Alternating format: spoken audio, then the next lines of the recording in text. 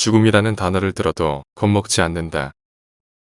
사람들은 죽음이라는 단어를 듣는 것만으로도 겁을 먹고 대부분 그 단어가 마치 악마라도 되는 듯 서무를 긋는다. 유언을 하기 위해서는 죽음을 언급해야 하므로 의사가 최우선고를 해야만 유언장을 쓰기 시작한다. 그런 고통과 두려움 속에서 얼마나 올바른 판단을 할 수 있을지는 신만이 안다. 로마인들은 죽음이라는 말이 너무도 잔인하고 거슬린다는 이유로 이를 부드럽게 돌려 말하기 시작했다. 죽었습니다. 라는 말 대신 삶을 마쳤습니다. 혹은 생을 살았으나 이제 지나갔습니다. 라고 말함으로써 서로를 위로했다. 1533년 2월 마지막 날 태어난 나는 현재 39살이 된 지 보름밖에 지나지 않았지만 죽음을 생각하기에는 여전히 그만큼의 시간이 더 필요하다.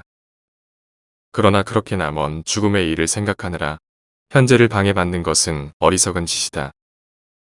결국 젊은이나 늙은이 모두 같은 조건에서 삶을 마치게 되니 말이다. 그대의 삶의 시야는 누가 정하는가? 타인의 이야기에 근거를 두지 말고 차라리 자기 삶의 실상을 보아라. 여러 가지 일들을 통해 그대는 오래전부터 특혜를 받고 살아왔다. 그대는 일반적인 삶의 시일을 넘겨 살았다. 그대가 아는 사람들 중에 그대의 나이에 이르지도 못하고 일찍 죽은 사람의 수를 헤아려 보면 알 수 있다. 또한 영성을 얻어 기품 있는 삶을 산 이들의 목록을 만들어 보면 35세 이후에 죽은 사람보다 그 이전에 죽은 사람이 많을 것이다. 나는 여기에 내기도 걸 수 있다. 인간으로서의 예수 그리스도는 무사람들의 기감이 되기에 이성과 신앙심이 충분했지만 33살의 생을 마감했다. 위대하다 칭송받는 알렉산드로스 역시 같은 나이에 죽었다. 죽음이 우리를 놀라게 하는 방법은 몇 가지나 있는 걸까? 인간이 제 아무리 신종을 기한다고 한들 매 시각 그들을 위협하는 위험에 충분히 대비할 수는 없다. 모든 곳에서 죽음을 기꺼이 기다린다. 매 순간 다가오는 죽음의 모든 모습을 상상해보자. 말이 발을 헛디딜 때, 기와가 떨어질 때, 아주 작은 핀에 찔렸을 때, 즉시 그래, 이것이 바로 죽음의 모습일 수도 있었어. 하고 되새기자. 그리고 마음을 단단히 먹고 힘쓰자. 축제와 환희의 순간에도 언제나 이 구절을 떠올리며 우리의 처지를 기억함으로써 즐거움에 너무 빠져들지 않도록 하자. 가끔 우리는 이 구절을 떠올리지 못해 쾌락에 빠지곤 한다. 이로써 죽음의 표적이 되고 위협을 받는 경우가 얼마나 많은지. 그래서 이집트인들은 연회와 같은 큰 잔치 도중에 망자의 마른 해골을 가져와 사람들에게 경고를 주곤 했다. 매일이 그대에게 주어진 마지막 날이라고 생각하라. 그러면 그 시간이 더 바랄 것 없이 유쾌하게 느껴질 것이다. 죽음이 어디에서 우리를 기다리고 있는지는 알 수 없다. 그러니 모든 곳에서 죽음을 기다리자. 죽음에 대해 미리 생각하는 것은 곧 자유에 대해 미리 생각하는 것이다. 죽는 법을 깨우치고 나면 반대로 죽음에 속절없이 당할 거라는 두려움을 잊게 된다. 죽음이 뭔지를 알면 모든 굴복과 속박에서 벗어날 수 있다. 삶을 박탈당하는 것이 해악이 아님을 깨닫고 나면 삶에 해로운 것이 하나도 없게 된다. 내가 그것을 어떻게 보느냐가 중요하다. 부유함과 궁핍함은 개인의 마음에 달려있다. 부든 명예든 건강이든 그것을 소유한 이가 부여한 의미 이상의 아름다움이나 즐거움을 지니지 못한다. 본인이 행복하다고 생각하면 행복하고 불행하다고 생각하면 불행하다. 스스로의 확신이야말로 본질적이고 진실한 것이다. 운명은 우리를 행복하게도 불행하게도 하지 못한다. 단지 우리의 영혼에 재료와 씨앗을 주어 더욱 강해진 영혼이 원하는 대로 향하고 실행할 수 있게 할 뿐이다. 자의만이 행복과 불행을 결정짓는 유일한 근거이자 주권자다. 외부적인 성취는 내부적인 조직을 통해 맛과 색을 가진다. 우리가 옷을 입었을 때 몸에서 열이 나는 것은 옷 자체에 열이 있어서가 아니라 우리 스스로가 발산하는 열 때문인 것처럼 말이다. 몸을 차갑게 하고자 할 때도 마찬가지로 외부가 아니라 내부에서 한기를 얻는다. 게으름뱅이에게는 공부가 고역이고 술주정뱅이에게는 금주가 고문이다. 의목이 가득한 사람에게는 수수한 삶이 형벌이고 허약하고 태만한 사람에게는 훈련이 고통스러운 일이다. 다른 경우도 마찬가지다. 모든 일은 그 자체로 괴롭거나 힘들지 않다. 우리의 약함과 비겁함이 그렇게 만드는 것이다. 위대한 일을 판단하려면 크고 위대한 정신이 필요하다. 그렇지 않으면 우리의 악함이 그 판단에 영향을 준다. 고든 노도 물 안에서는 굽어져 보인다. 우리가 무언가를 본다는 사실만 중요한 것이 아니라 그것을 어떻게 보느냐도 중요하다. 모든 애정을 내 영혼과 나 자신에게 쏟는다.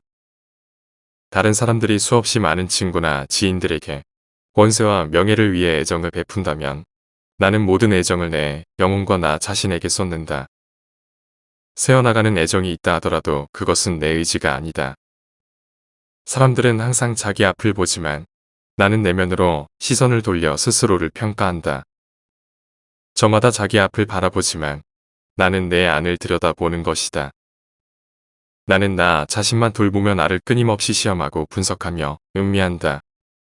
생각해보면 다른 이들의 시선은 늘 자신이 아닌 다른 곳을 향하고 앞으로 가기만 한다. 아무도 자기 안으로 들어가려 하지 않는다. 남아있는 인생만큼은 온전히 나를 위해 산다. 타인을 위한 삶은 충분히 살았다. 이제 남아있는 인생만큼은 자신을 위해 살자. 모든 생각과 의도가 우리 자신과 우리의 안위를 지향하게 하자. 확실한 자기만의 방을 마련하는 것은 매우 중대한 일이라 다른 일과 병행하기에는 다소 벅찰 수 있다. 하지만 신이 우리에게 떠날 겨를을 주었으니 채비를 하자. 짐을 꾸리고 직장에서 미리 휴가를 얻자. 그리고 다른 것에서 자신을 분리시켜 우리를 올가매는 폭력적인 속박들을 풀어내자. 그 속박이 아무리 강력할지라도 의무감에서 벗어나 이제는 이러저러한 것들을 사랑하되 오직 자신과만 혼인해야 한다. 가심 아래 모든 것과 관계를 맺되 자신의 일부를 벗겨내거나 뜯어버리지 않고서는 그것과 분리될 수 없을 만큼 결합하거나 달라붙지 말아야 한다. 세상에서 가장 위대한 일은 자기 자신을 아는 일이다. 이제는 우리가 사회에 기여할 것이 없으므로 사회에서 벗어날 때가 되었다. 무언가를 빌려줄 수 없는 사람은 빌리지도 말아야 한다. 기력이 쇠하고 있으니 남은 힘은 안으로 끌어모아 자신을 위해서만 쓰자.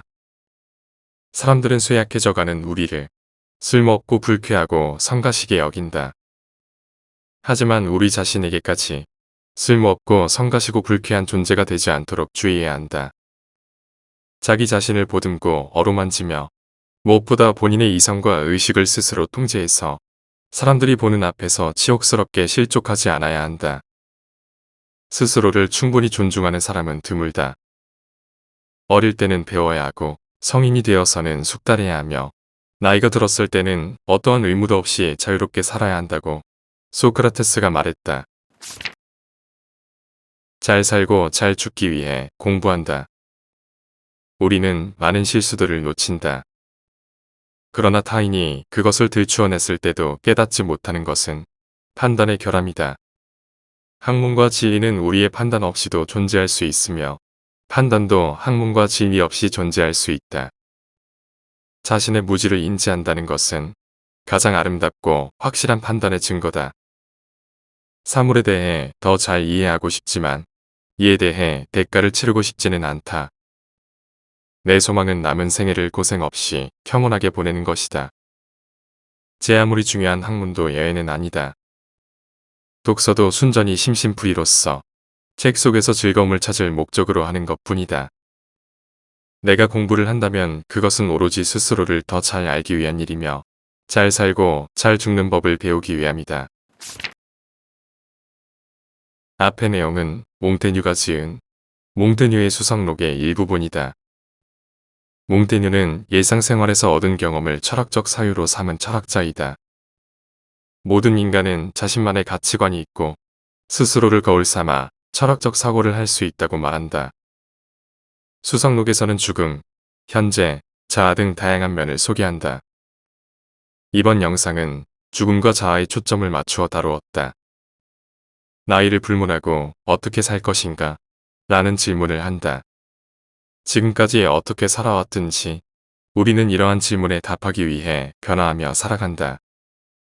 죽음이 두려워 외면하지 마라. 살아있는 생명이라면 언젠가 맞이하게 될 운명이다.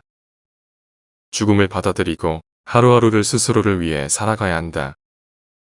인생은 우주의 무한한 시간에서 아주 작은 점일 뿐이다.